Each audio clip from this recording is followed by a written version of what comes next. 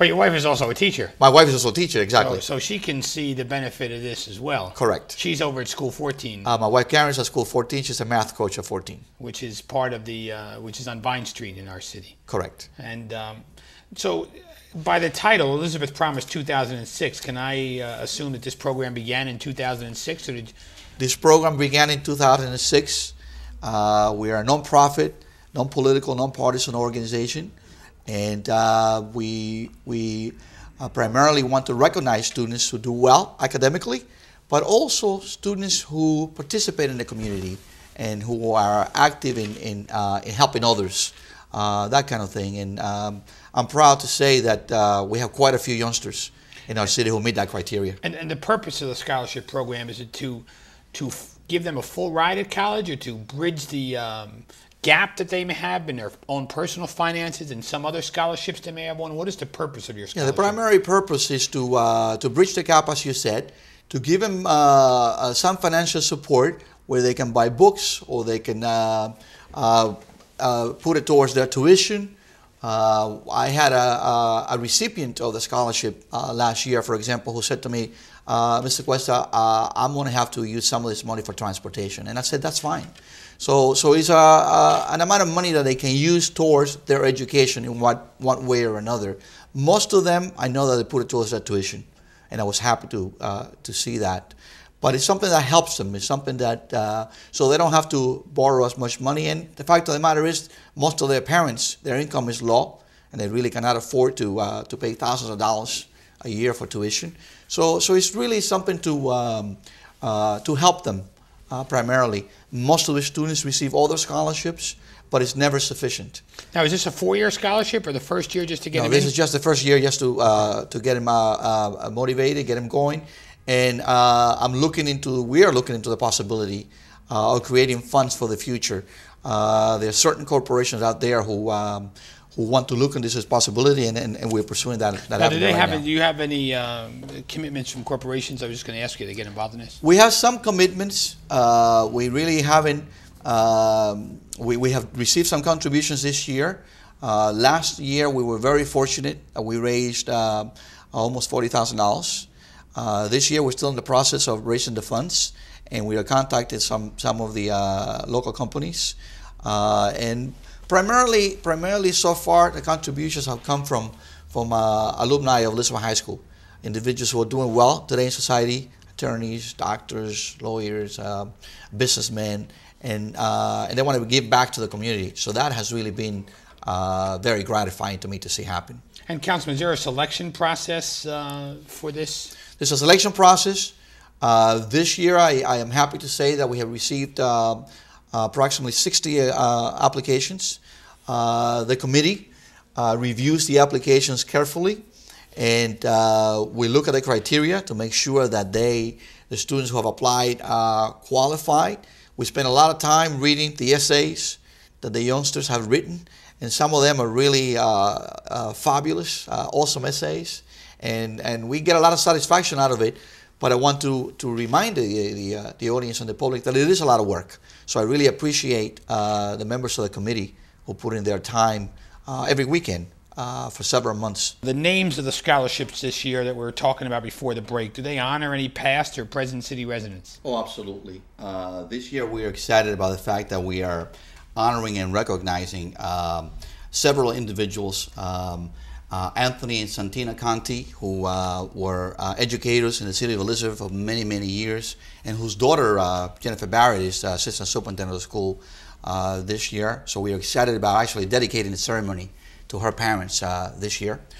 We are also happy to recognize the memory of a young man who gave his life fighting for freedom and fighting for the United States and for the way of life that we enjoy here, Corporal Luigi Marciante Jr.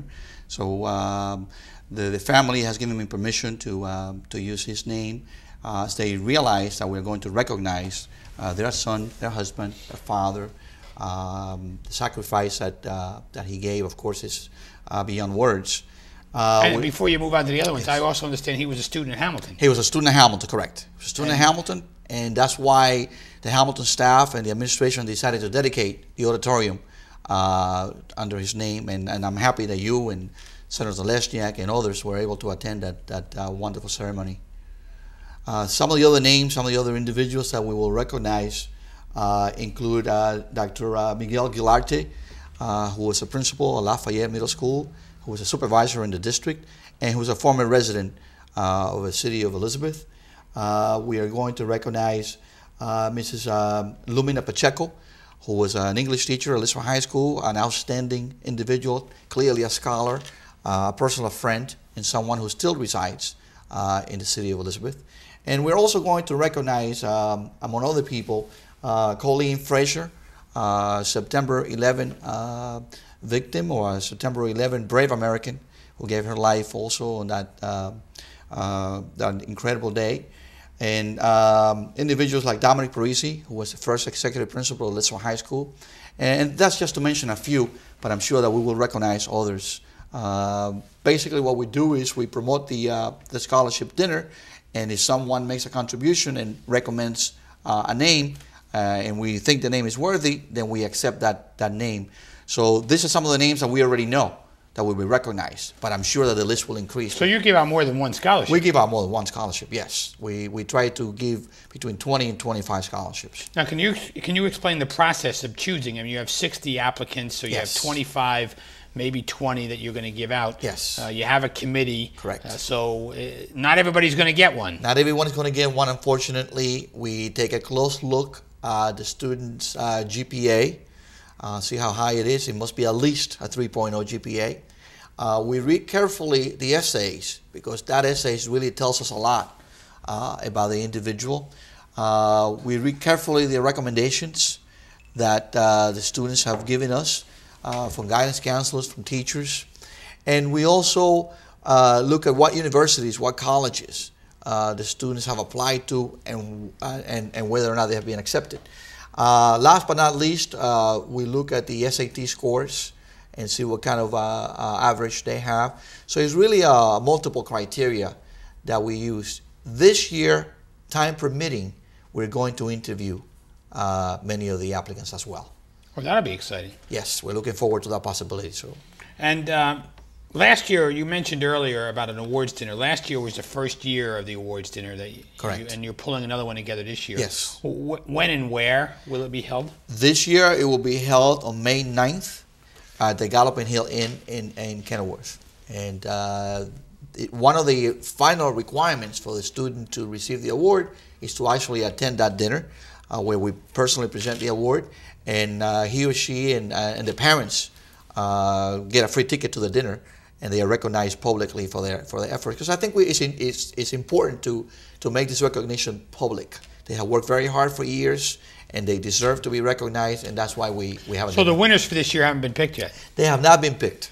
They have not been picked yet. But the names have been submitted? The names have been submitted. And the qualifications besides a 3.0 and attending the dinner, the essay has to be good. Do you look at any extracurricular activities, whether they're on the Honor Society or whether they're in student council or things like that? Mayor, that's an excellent point. We look at extracurricular activities, whether they're part of the Honor Society, where they provide services to the community in one capacity or another. And I must say, I'm quite impressed with the applicants and with all the activities in which they participate, both during school and after school. They are very impressive applicants. So that's why the committee really has its work cut out for it, because it's going to be difficult